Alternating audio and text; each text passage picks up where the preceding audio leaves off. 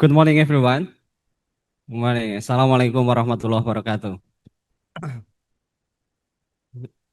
So it's great pleasure for me to be here, invited by the committee to present part of our result entitled Indonesian Herbal Medicine for Cardiovascular Diseases, Study on Artocarpus artilis, Parkinson Forward. I would like to ask the audience, do you know what this Artocarpus artilis is? What is the local name of Artocarpus artilis? As ChatGPT.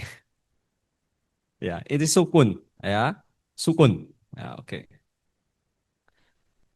So I'm working in the Faculty of Pharmacy Universitas Gajah Mada, and I'm representing of my team.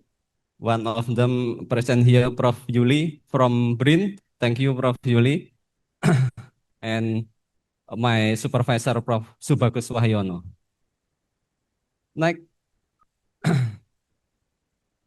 before I start presenting our result, I would like to ask to the audience. So, what do you think? What is the top disease causing the most death worldwide?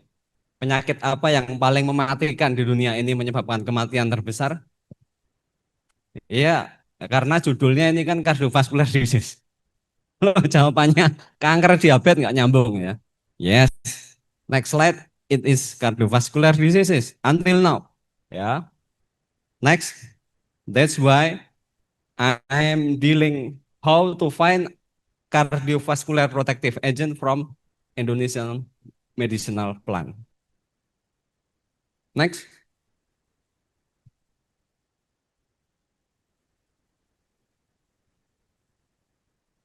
I hope this chair do not cover your visual to the slide, yeah.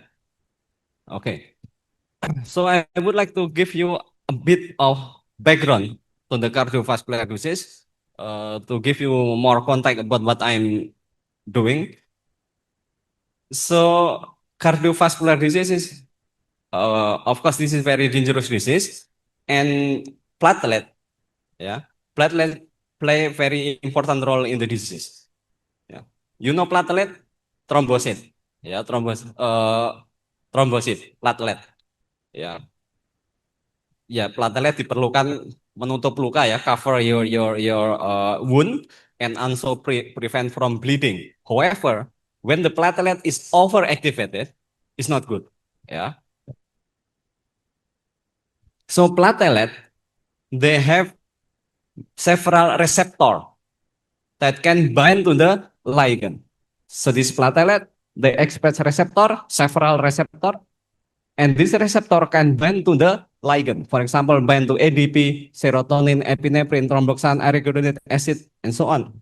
When the platelet bind to the ligand, they will form aggregation, and it will cause thrombosis.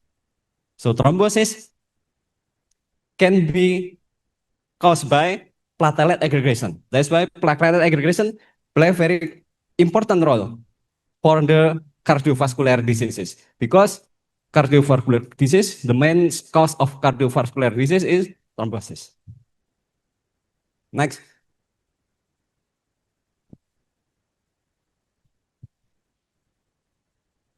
So I'm working on the mapping what kind of plant that is used regularly, that is used traditionally by Indonesian people to treat cardiovascular disease. Of course, there are many plants, but one of the plant is sukun, Artocarpus altilis. Some community Indonesia, they use sukun leaf to treat stroke. I got this idea from my master student from Kendal. Yeah, she came to me with this very interesting idea, and then we literature study, and then we decide to further investigate the activity on cardiovascular diseases. Next.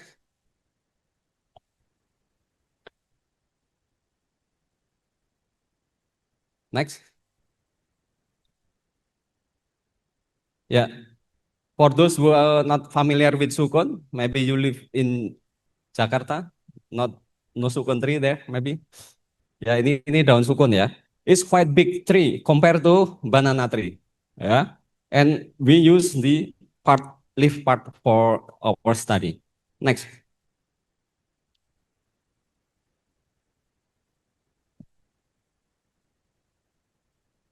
Yeah. So the sukan is actually native from Africa and then also from South Asian countries. People usually consume the fruit. You can just slice the fruit and fry it. You can enjoy as snack. Yeah. Some month ago, they are viral in social media in Korea, in Japan. They boil the mature fruit, yeah, to replace bread. Why? Because the fruit contain high amount of fiber. Yeah. However, the leaf are not edible. You cannot eat the leaf; it's too hard. But uh, it's consumed traditionally to treat cardiovascular disease, including stroke, blood uric acid, and also to reduce the blood lipid or antihyperlipidemia. Next. So the aim of study was to investigate the cardioprotective activity of sukun leaves, yeah, by antiplatelet and antithrombotic approaches. Next. So the method is very simple. You just need to extract the sukun leaf by using ethanol. You will obtain sukun leaf extract, and human platelet was obtained from the healthy participant, yeah, we took the platelet and we induced platelet aggregation by using ADP, thrombin, epinephrine, arachidonic acid, which are ligand of platelet receptor. When this compound bind to platelet receptor, there will be platelet aggregation. And we investigate whether sukun leaf extract can inhibit platelet aggregation induced by thrombin, which will bind to PAR1 receptor, epinephrine will bind to alpha-2 receptor, arachidonic acid will bind to thromboxane receptor, and ADP will bind to P2Y12 receptor. So this agonist, if bind to platelet will aggregate with different pathway, PAR1 receptor, alpha-2 receptor, thromboxane receptor, P2Y12 receptor. Next. And the result, we found that sukun leaf extract, SLE. Next. Yeah.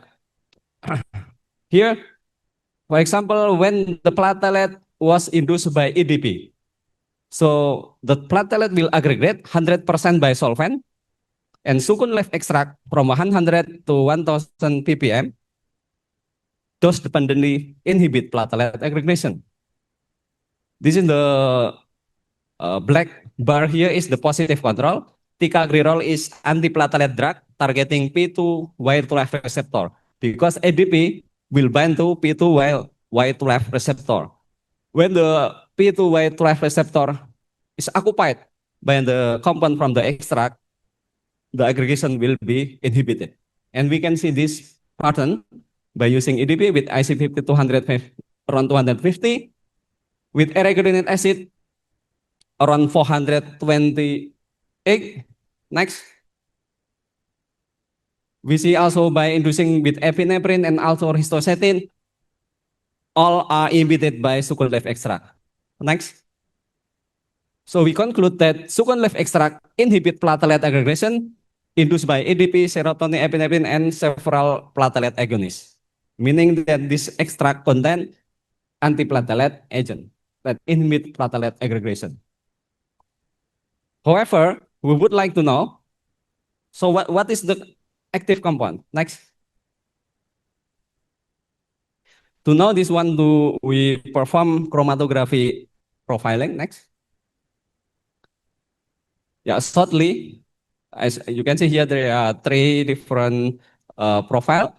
A is the pure extract, yeah, without any separation. And we separate the chlorophyll on the extract because you can see here so many chlorophyll, yeah, so many chlorophyll. So we perform liquid partition to remove the chlorophyll, and we obtain C. C is the extract that's already treated by liquid chromatography to remove the chlorophyll. As you can see here, this is very clean. Almost all of the chlorophyll profile was removed, and this then we purify the extract by using Sepade column and then flash column chromatography. Next. By using Sepade column, you can see here with very good separation. However, it's not enough. Then we continue with flash column chromatography with the facility of Prof. Yuli in BRIN. Yeah. Next. And we have very good separation. This is the fraction number 31. Yeah. We isolate this compound, number 31. Next. And this is pure already. One single compound. Next. Then we have successfully identified the compound as geranyl tetrahydrochalcone, or shortly I will call only GTDC. Yeah, geranyl tetrahydrochalcone, GTDC. This is the compound isolated from succulent extract. However, we don't have any data whether this compound is active or not. Then we try again to test whether this compound is the active one. Next. Yeah, as you can see here, so the compound, the GTDC, we tested in the platelet induced by thrombin as a PAR1 agonist, and also epinephrine, alpha-2 receptor agonist, arachidonate acid thromboxane receptor agonist, and ADP for P2Y12 receptor, ABCD. All active, meaning that the extract, not the extract, but GTDC, the compound isolated from the succulent leaf extract, is active in several pathways of platelet aggregation. However, if you see the IC50, this is the most active one, the most potent one. So GTDC inhibit platelet aggregation in several pathways, and the strongest one in the platelet induced by D is ADP. So we assume that this compound can bind to P2Y12 receptor and make competition with ADP. Next. And we prove this concept by performing docking study. So we conduct docking study, GTDC, and also ticagrelor as a drug comparison, as a reference drug to the receptor P2Y12 receptor. As you can see here, GTDC bind at least 3 different amino acids from the receptor. Ticagrelor bind to more than 4 different amino acids, meaning that this compound, both GTDC and ticagrelor, can bind to P2Y12 receptor. That's why they inhibit platelet aggregation. Next. Yes, we conclude that GTDC isolated from the succulent leaf extract inhibit platelet aggregation in several ways of platelet aggregation. However, the most active pathway in the P2Y12 receptor, which is activated by ADP. Next. Yes, we complete with the antiplatelet activity. Then we perform another experiment to evaluate whether GTDC has the activity against thrombosis. Yeah. So we using animal experiment for this purpose. Next.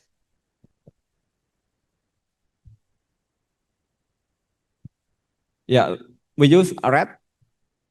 Induced the rat were treated by GTDC for 3 hours, and then the thrombosis induced by FeCl3, ferrichloride, and we measure the blood, the occlusion time, the blood flow in the capillary, in the artery, by using ultrasound Doppler transonic flow probe provided by PT Konimek in Solo. Next.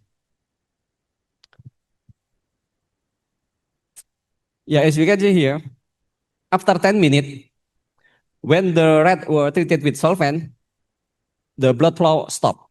So the mice die after 10 minutes. However, when the rat were treated with clopidogrel and also the compound GTDC,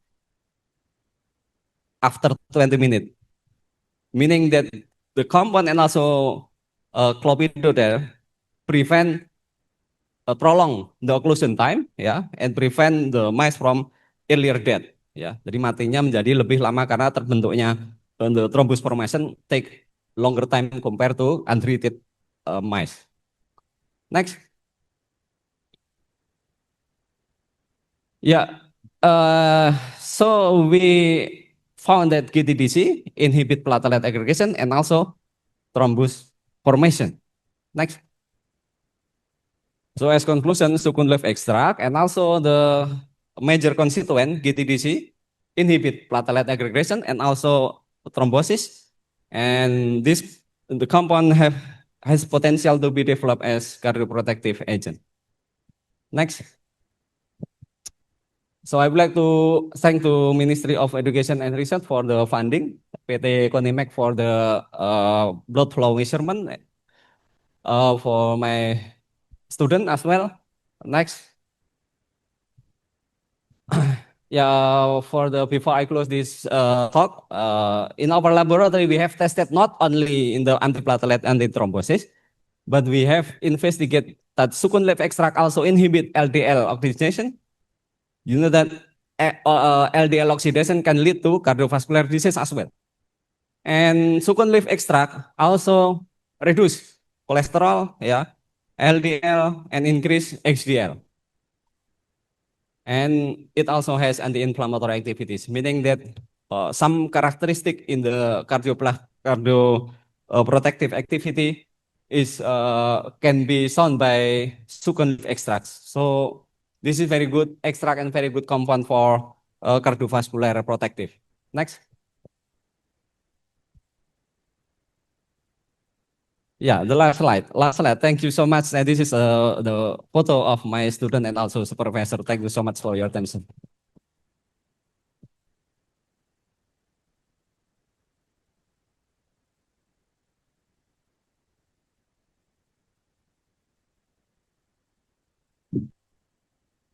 Thank you very much, Professor Nanang, for your insightful and valuable presentation. We really appreciate that scientific explanation and contribution of herbal medicine research for cardiovascular disease. Please enjoy your seat, Professor.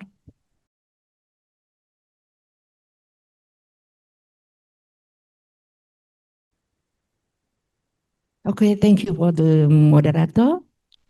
Mohon maaf, Prof. Ya. Okay, participant, before we are starting for the discuss about the empowering people through healthy lifestyle and natural-based self-care for metabolic health. Oke, sebelumnya, Assalamualaikum warahmatullahi wabarakatuh. Selamat pagi. Masih kuat? Kalau nggak kuat di luar ada jamu, ya. Oke, after we will hearing about tadi ya di akademik Prof. Nanang ya, so hard maybe ya. Kita sekarang downhill, ya. Just telling about the empowering. Jadi bagaimana kita memperdayakan people through healthy lifestyle. As we know that healthy lifestyle it support for preventing metabolic health. Okay, next please. Yes, global metabolic disease incident and trends. I think currently ya, the big three incident overview. Ada 3 besar di sini kondisi not only in Western country, but right now they are rising fastest in low to middle country, including in Indonesia. Ya, ada 3 condition: type 2 diabetes, obesity, and liver fat. And why it happen? Ya, primary driver dari aging population, ya, angka harapan hidup semakin tinggi, and then urbanization, it's make rising expected to hit 700 million by 2045. Padahal di Indonesia 2045 apa tujuannya? Indonesia emas, no more penyakit. Ya, tapi ini prediksi seperti ini. And then ultra processed food accessibility. What that? makanan olahan, ya, makanan kekinian is become, ya, penyebab untuk explosive over 1 billion people worldwide and obesity.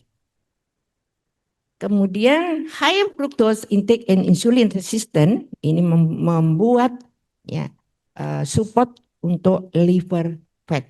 So this is the introduction. So why we have to speak and discuss about healthy lifestyle. Okay, next. Next, please. Yes. Understanding metabolic health. Okay, before we are going to discuss more about the healthy lifestyle and metabolic health, kita tahu dulu what is metabolic health actually, ya. Apa sih kesehatan metabolik itu? Metabolic health refers, merujuk pada the body's ability to efficiently convert food into energy. Jadi kegagalan tubuh dalam arti mengolah makanan menjadi energi.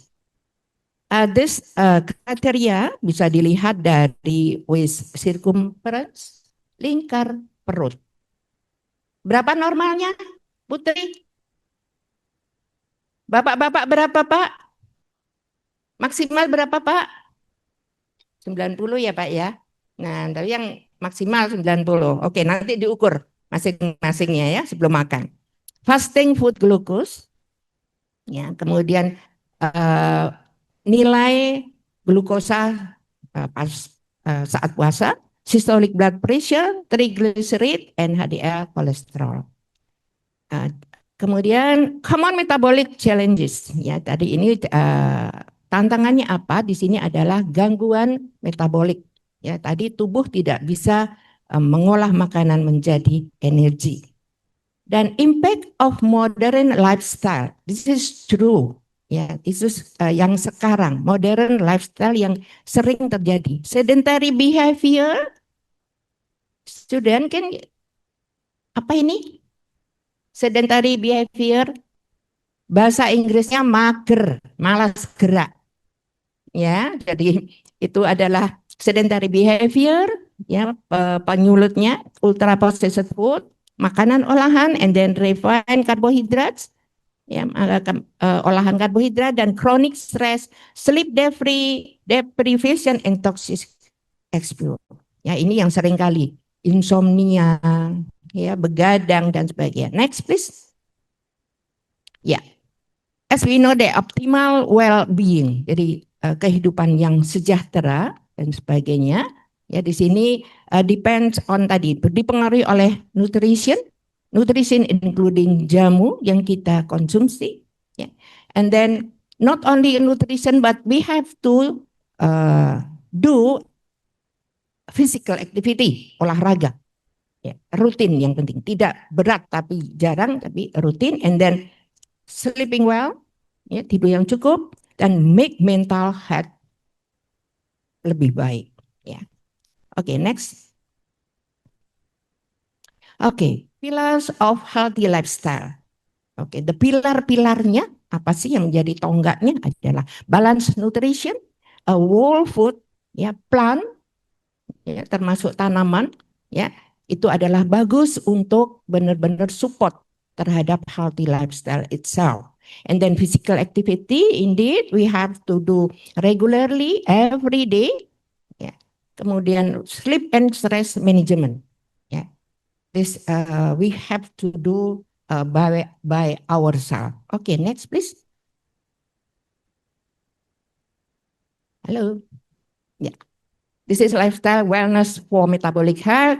As I mentioned before, that this one depends on the balanced nutrition, regular quality sleep, stress management, environmental factor, gut health, hydration. Don't forget to drink enough, and genetic predisposition. Okay, next. Yes, this is, I think, the same one. If we are doing well, everything, we will get the healthy weight and healthy,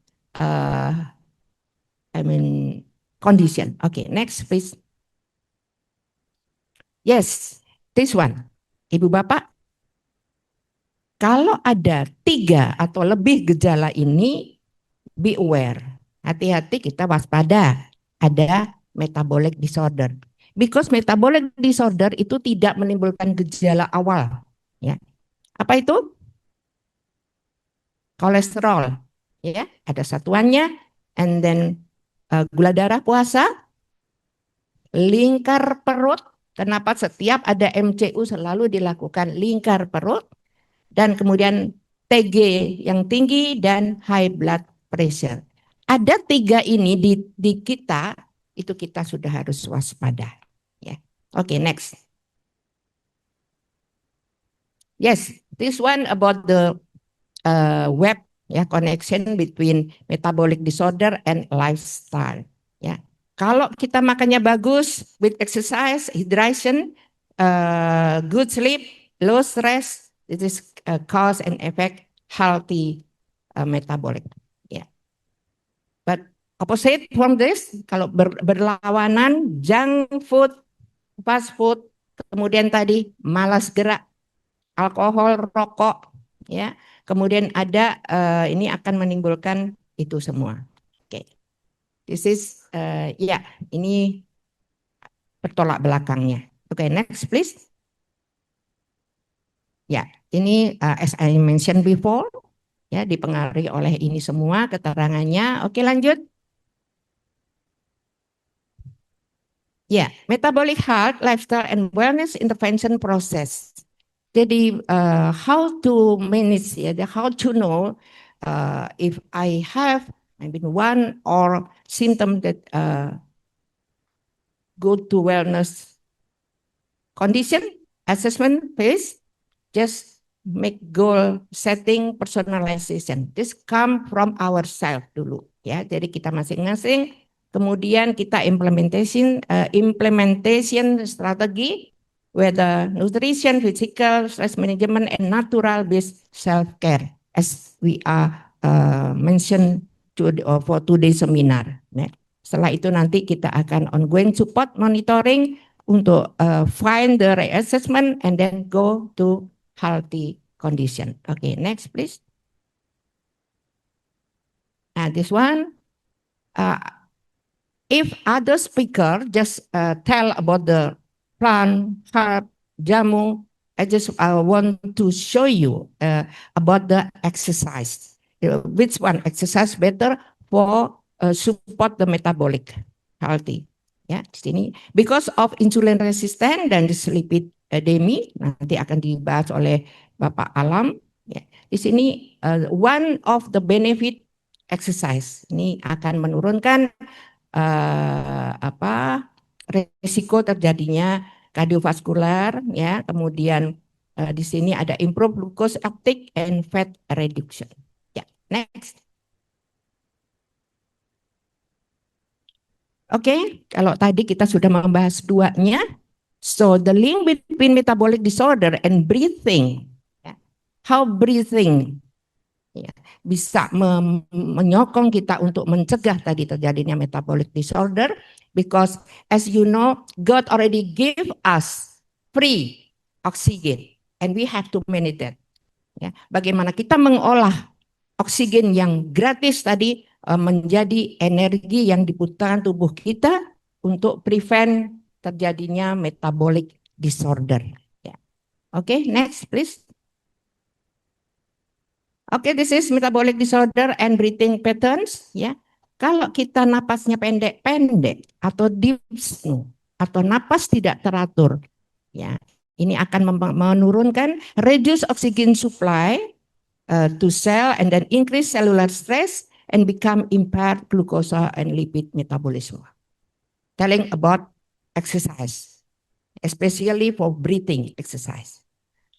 If we are doing deep diaphragmatic breathing, ya, nafas dalam yang kita atur sedemikian rupa, maka dia akan improve cellular oxygenation, reduce inflammation, and lastly, enhance metabolic efficiency. Okay, next please. Okay, this one. Okay. Mindful breathing techniques. So we have to do that every day, yeah, regularly. Okay, next. Okay, I just want to show you, tell you one of salah satu cara latihan napas dalam. We call what is a bioenergy power. Yeah. Bioenergy power. This is created by Indonesian people. Jadi di foundernya adalah Indonesia asli. This is a combination between yoga and medicine. Okay, next please. Bioenergy power, self-healing method based on medical science. A combination of breathing, perpaduan antara pernafasan dan gerak yang didesain yang berhubungan dengan medical theory with the ability to improve health and awaken the body's ability to heal itself. Jadi self-healing terapi. Dan ini sudah berkembang di Indonesia. Nanti kalau ada yang penasaran bisa hubungi saya di belakang layar. Okay, next. Breathing exercise, as we know that can improve oxygenation, enhance cellular metabolism, and enhance cellular metabolism to prevent of metabolic disorder like diabetic types 2, obesity, cardiovascular, and metabolic syndrome itself. Ya, bisa mencegah itu walaupun start from breathing exercise. Selain kita harus menjaga nutrisi tadi, minum jamu, ya. Oke, next. Oke, introduction to natural based self-care. Back to the topic today's seminar, ya. Jadi di sini kita just say that natural based self-care, so how to use this one. This is definition, and then benefit beyond conventional method, ya, bisa menurunkan stres dan sebagainya, and then give safety and physical efficacy consideration. Okay, next. Yes, key natural intervention for metabolic health. So the herbal remedies and supplement is used, dibutuhkan. So when we are telling about the herbal, not just one herbal can solve the problem. Kita menggunakan ancestral heritage. Ingat, ini simpan petuah warisan nenek moyang. Ya, so many that we know that nenek moyang kita itu dari apa istilahnya kalau empiris, ya, menyatakan bahwa ini untuk ini, seledri untuk apa. Natural product including herbs, vitamin, and dietary supplement offer promising avenues for managing metabolic disorder through diverse mechanism. Dan hal ini bisa support metabolic function, address risk factor, and nutraceutical from food sources. Next. Yes, the second key natural intervention for metabolic health is holistic approach. Holistic approach means not only the body, not only the physically, but we have to give attention for his psychology, social, culture, and spiritual. Ya. Jadi kalau Bapak Ibu yang pengobat, ya, dari luar itu kadang tidak cukup hanya dengan herbal saja. Ya, ada dikombinasikan, that's good. Ya. Oke, next. Excuse me, Mrs. Just 5 minutes left. Okay. Next. Okay. This one supporting the body's natural detox. Okay. This is the explanation from the subtitle. Okay. Next, please. Yes. This is integrating natural self-care into daily living. Just libatkan semuanya dalam kehidupan kita sehari-hari. Ada beberapa tips di sini. Start small. Ya. Rencanakan secara pribadi dulu sebelum ke orang lain, and then monitor for adjust. Ya. Next. Okay, this is overcoming barriers. Biasanya halangannya, hambatannya apa? Ya. Ini unseen obstacle. Jadi metabolic disorder ini tidak menunjukkan gejala awal yang hebat. Ya, dia tidak kelihatan. And then this is need supportive environment and this is long-term commitment. Jadi tidak bisa ujuk-ujuk mak bentuk apa bahasa Inggrisnya. Ya, this is need long time. Okay, next. Yes, this one future outlook collaborative care and research. So like Prof. Nanang already doing research for the better health lifestyle. Okay, role of healthcare and then advancement in holistic health and community and policy support are needed in preventing for metabolic disorder. Okay, next. Yes, empowering your metabolic journey. This is neo finish ya. Personalized approach is crucial. Consistency in healthy habit result, jadi tentukan hasilnya seperti apa, and then professional guidance optimize metabolic. Selalu kita tadi optimis pesannya Pak Irwan, ya. And then action stepnya consult a healthcare professional, just go to the professional consultant, and then adopt a balanced diet and regular exercise, and monitor progress and adapt strategies. Okay, next. Nah, this is the last slide. I think how to build a healthy lifestyle. Just do small habits. Just do, lakukan yang paling sederhana yang Bapak Ibu bisa lakukan, saudara bisa lakukan, that lead to big wellness wins, akan mendapatkan kemenangan. Semua ada masanya. Thank you. Ya, nanti kita bisa diskusi. Thank you, Mbak.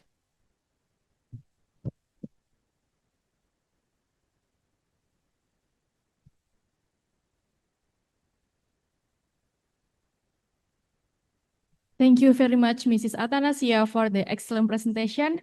Your talk highlighted the importance of lifestyle empowerment and self-care strategies in improving metabolic health. Mrs. Atta, please enjoy your seat.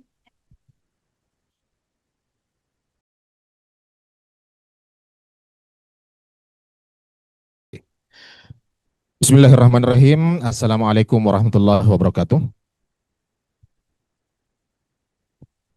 Good afternoon, everyone. Thank you for this change. Today, I want to talking about dyslipidemia and how to treat in Indonesian herbals. Slide.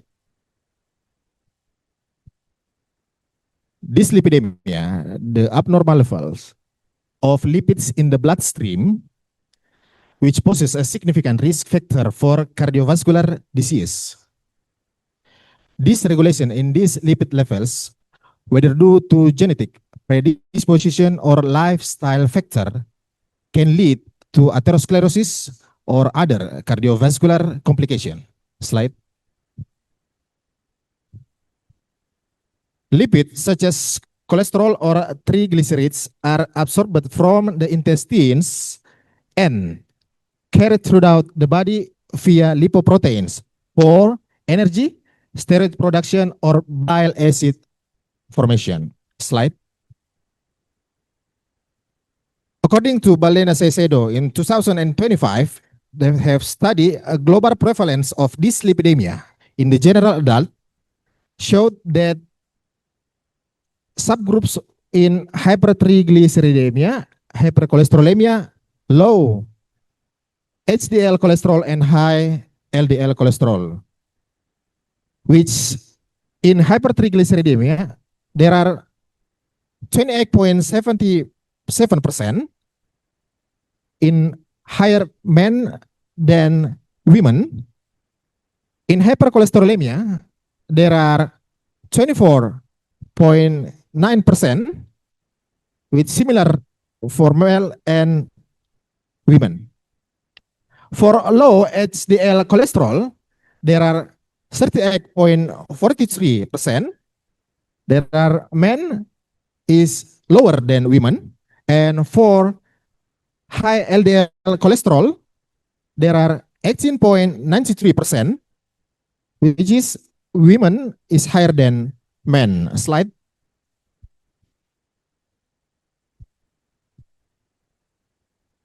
Okay.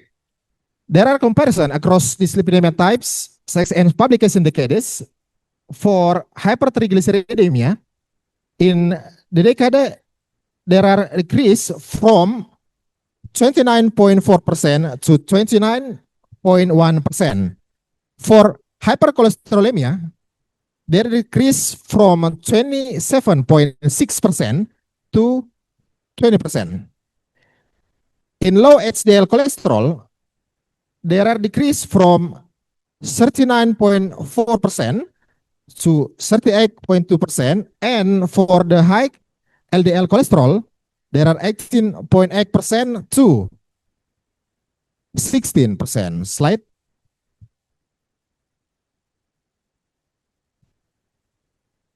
There are globally geographic distribution of dyslipidemia prevalence, and the map A, the highest prevalence country is Lithuania, Palau, and South Africa, which the lowest is Benin, Brazil, and China. In hypercholesterolemia, the highest prevalence country is Pakistan, Venezuela, and Saudi Arabia, with the lowest countries Australia, Japan, and Lithuania. In the map C, showed that low HDL cholesterol, the highest prevalence countries are Pakistan, Venezuela, and Saudi Arabia, with the lowest country are Australia, Japan, and Lithuania. And the last map, for high LDL country, Lithuania, German, and Ecuador are the highest prevalence, and the lowest is Philippines, Burkina Faso, and Brazil. Slide.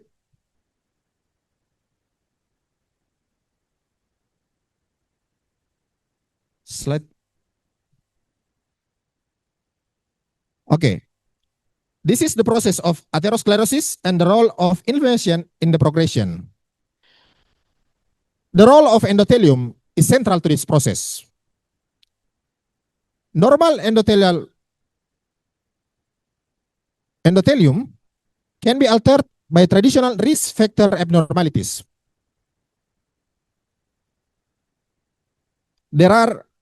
Can be platelet adhesion, vessel thrombosis, and plaque fissure or rupture. Slide.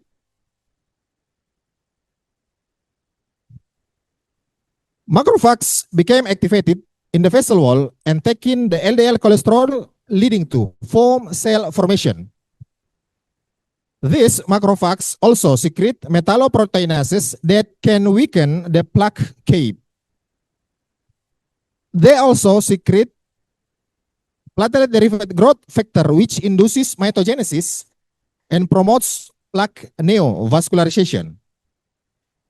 In the presence of plaque and altered endothelial function, which is reduce nitrous oxide production, decrease endothelial derived relaxation factor, and enhance platelet activation, leads to thromboxane production, which promotes platelet aggregation and vasoconstriction.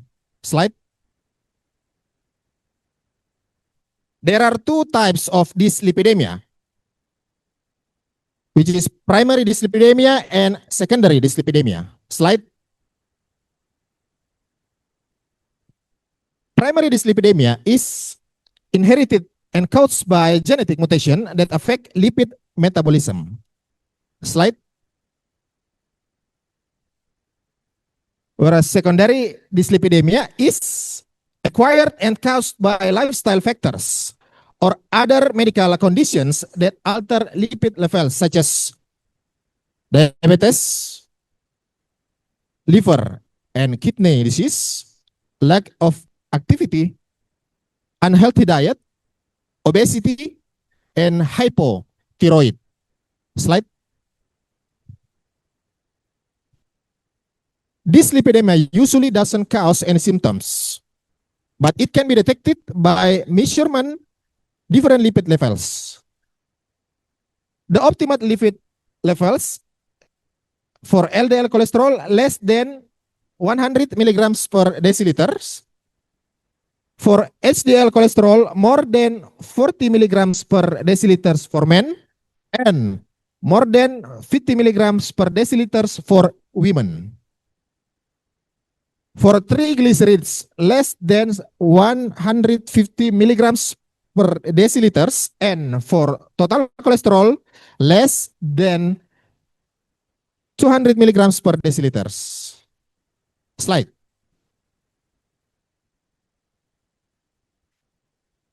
Today, this lipidemia have been treated by statins, fibrate, ezetimibe, PCSK9 inhibitors, HAL inhibitors, bile acid sequestrants, nicotinic acid, and omega-3 fatty acids. However, there are some adverse effects caused by this medication, slide, such as myopathy and rhabdomyolysis. Slide. So, why don't we can try another option, which Indonesian herbal for treating this lipidemia. Next, there are some Indonesian herbals have been studied for this lipidemia. For the first is Curcuma santorisa, or we call temulawak. Slide. That have curcuminoid and santorisol, which is curcuminoid, have been studied at 2% significantly lower total cholesterol levels compared to those of the positive control. Slide. For santorisol, they have been studied for lowered insulin, glucose, free fatty acid, and triglyceride levels in serum. Next, the second plant is Curcuma longa, turmeric. Slide. That have curcumin and its active compound curcumin act as activity anti-hyperlipidemic agent by reducing LDL and triglyceride while potentially increase HDL. Slide.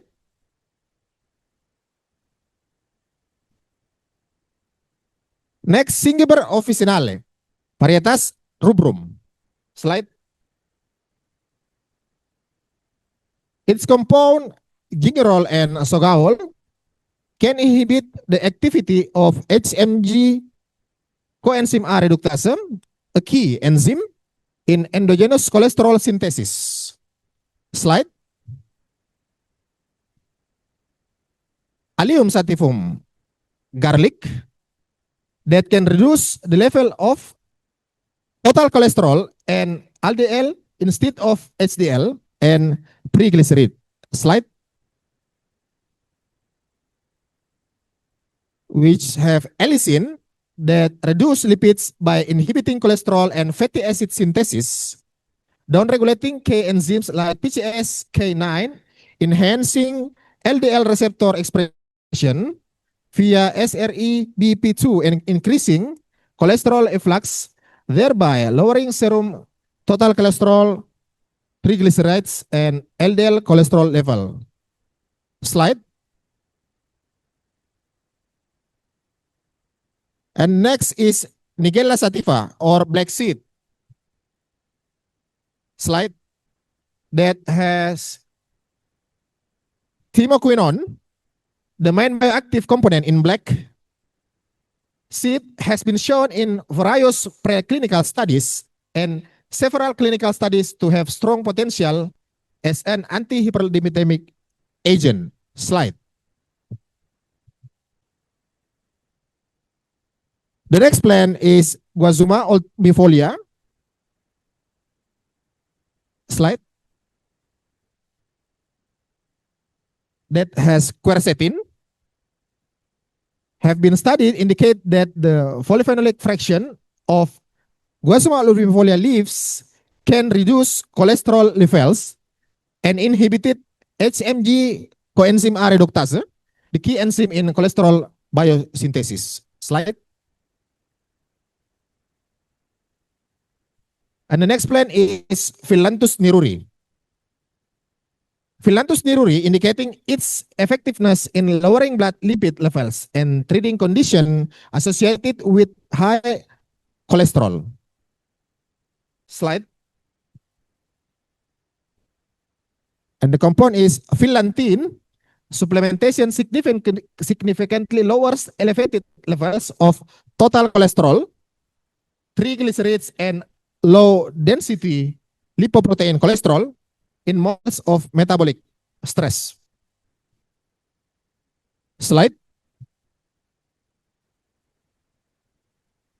The next plant is Sonchus arvensis.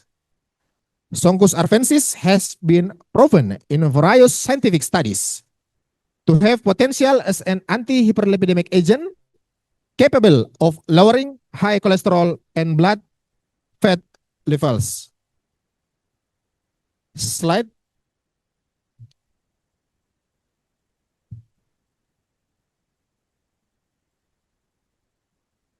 Okay. Let us break for a moment. Okay, we continue. In Sonchus arvensis, there are phenolic compounds including quercetin, rutin, catechin, and myristin that prevent the oxidation of lipids, which is a key factor in hyperlipidemia and associated metabolic syndrome. Slide. Excuse me, sir, 5 minutes left. Yes. Next plant is Camellia sinensis. Slide. That have epigallocatechin gallate that have been studied as a potent anti-hyperlipidemic agent by regulating lipid metabolism, lowering total cholesterol, triglycerides, and LDL cholesterol. Slide. Next plant is Cassia angustifolia. Slide. Flavonoids, anthraquinone, and xenosides have been studied for reduce total cholesterol, LDL cholesterol, triglyceride levels in rats with hyperlipidemia. Slide.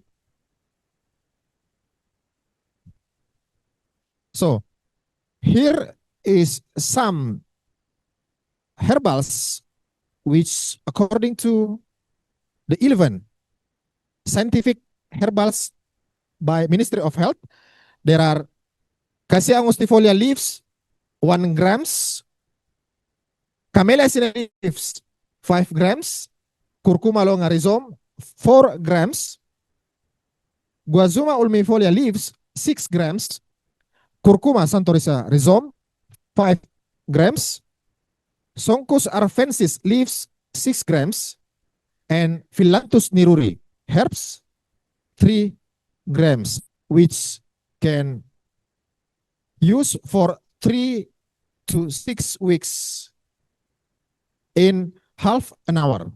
Slide. So, how to prevent dyslipidemia strategies? The first is screening dyslipidemia regularly and adopt healthy activity and maintain the comorbid such as diabetes, hypertension, liver and kidney disease, and hypothyroid. Thank you very much. Assalamualaikum warahmatullahi wabarakatuh.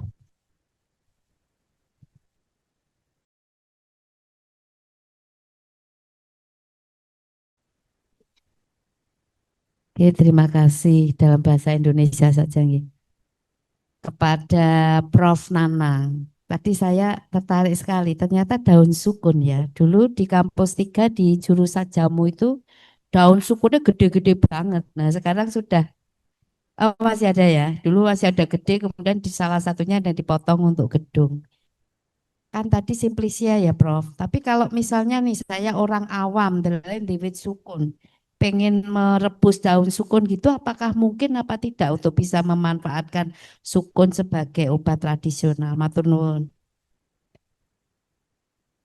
Ya, oke, terima kasih pertanyaannya.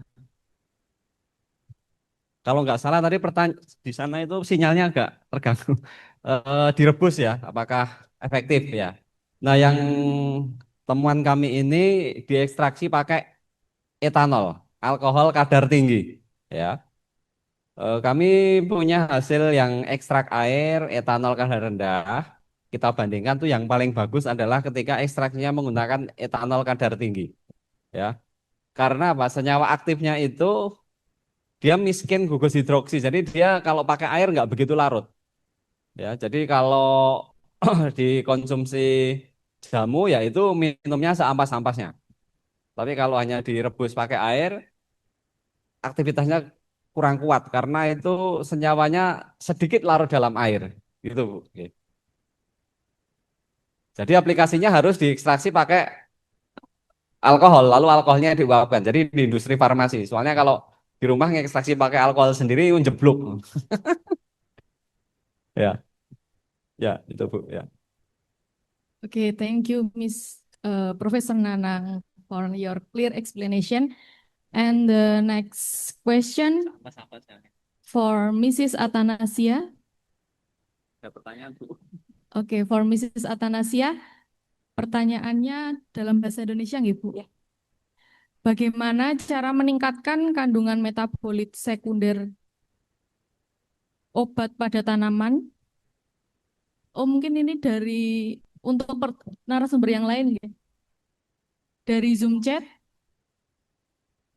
Oh, yang nomor 2, Ibu.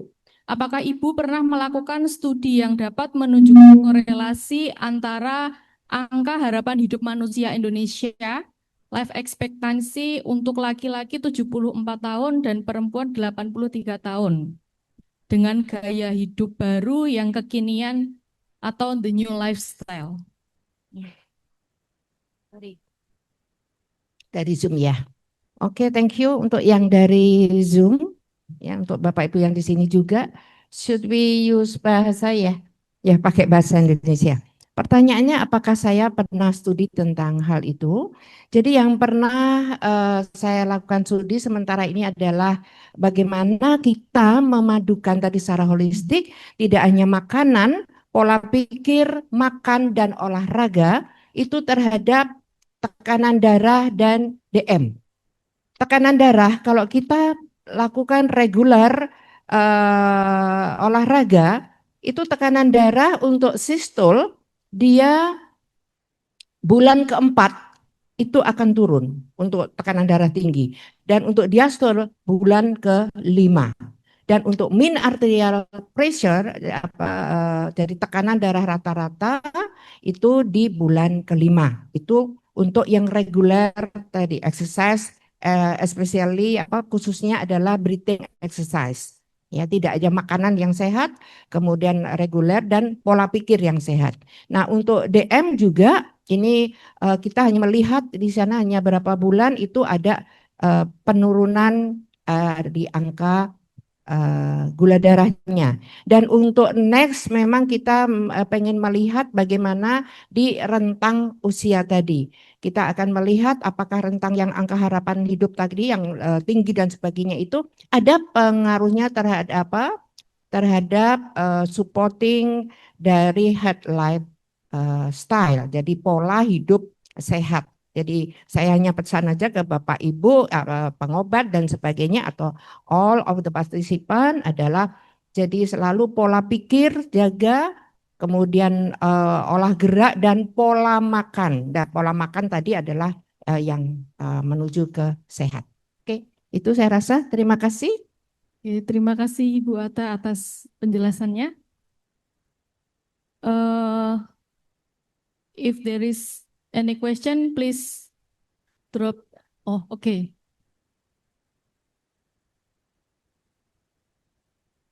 Two question. The last.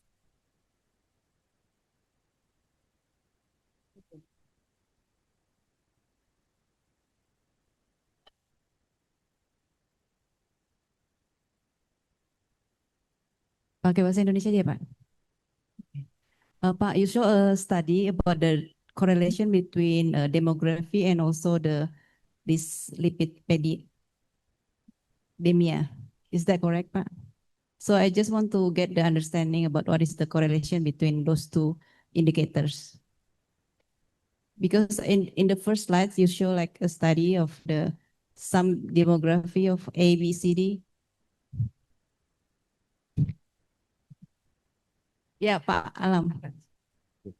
And then also, is there any study in the like blue zone, Okay. in the blue zones, in the Sardinia, saying that the high LDL actually protect them, so they have like long livers, people. Thank you, Thank you. Mrs. Christina. Let me ask this question. This is the Balena Seychelles study that have studied in global prevalence across the countries that has maybe their people live in healthy lifestyle for the several countries. I said that are hypercholesterolemia, hypertriglyceridemia, low HDL, and high LDL. So we can um,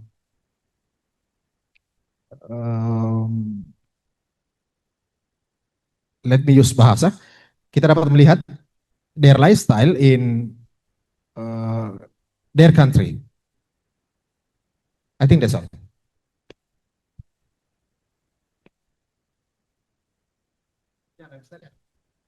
Yes.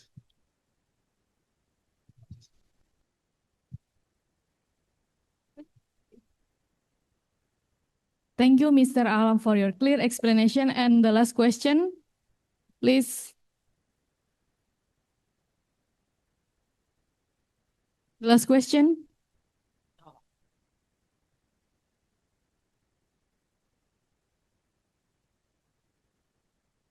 Ya, terima kasih. Mohon maaf saya menggunakan bahasa Indonesia. Pertanyaan untuk Prof. Nanang, menyambung dari Ibu Emi tadi terkait penggunaan daun sukun, Prof. Apakah bisa ketika orang yang sudah mengkonsumsi antiplatelet rutin itu juga mengkonsumsi ekstrak dari daun sukun? Dan jika bisa, bagaimana penggunaannya?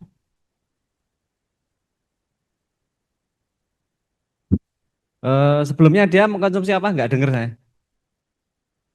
Kalau setahu saya, bukan Clopidogrel ya? Clopidogrel, ya betul. Ya.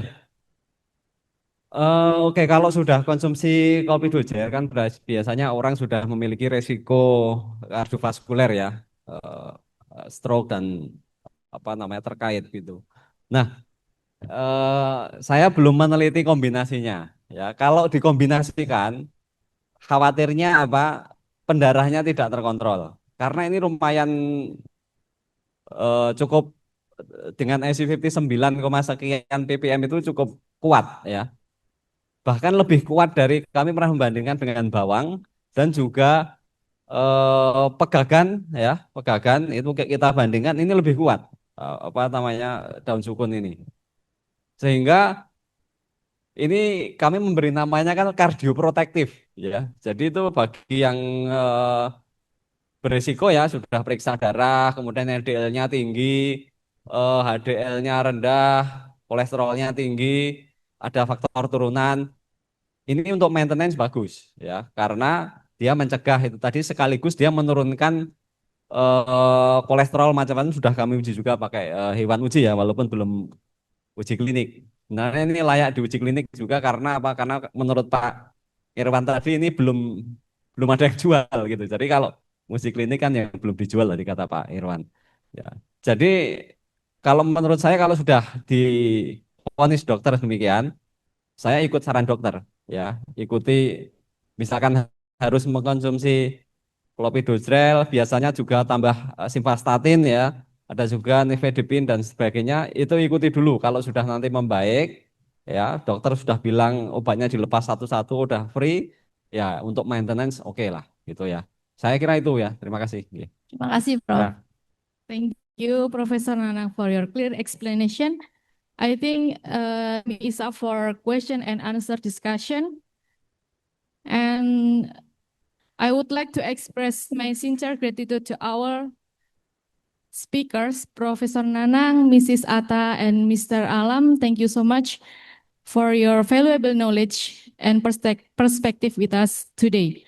I would Also, thank to all participants for your attention and active participants. And before we end this session, there is a poem from Mrs. Atta. Ya, terima kasih. This is just one poem ya. Nanti minta cakepnya ya. Apa itu namanya?